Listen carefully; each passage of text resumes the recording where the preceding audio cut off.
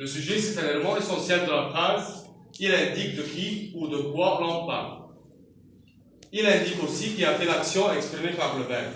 Et pour repérer le sujet de la phrase, on pose deux questions.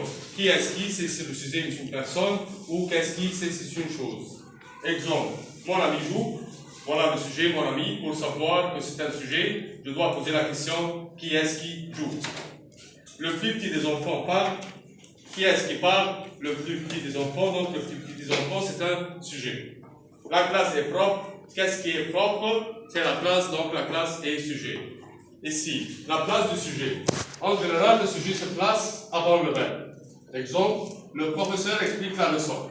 Mais parfois, on peut trouver le sujet après le verbe et on l'appelle sujet inversé, comme dans les phrases interrogatives. Vas-tu au club? Voilà le verbe et voilà son sujet. Et parfois, on trouve le sujet éloigné du verbe.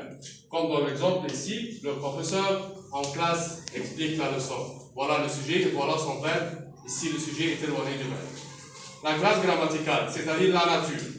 Le sujet peut être un nom ou un groupe nominal. Exemple, Patricia mange. Mon petit frère joue. Parfois, un verbe de l'infinitif ou groupe de l'infinitif.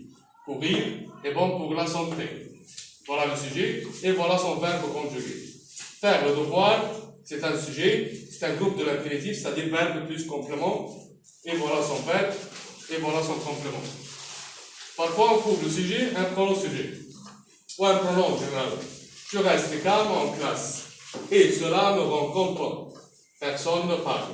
Voilà le sujet du, pronom sujet. Voilà cela, pronom démonstratif. Et personne, pronom indéfini. Parfois, on trouve le sujet, proposition subordonnée introduite par que. Que tout le monde se réveille tôt et bon.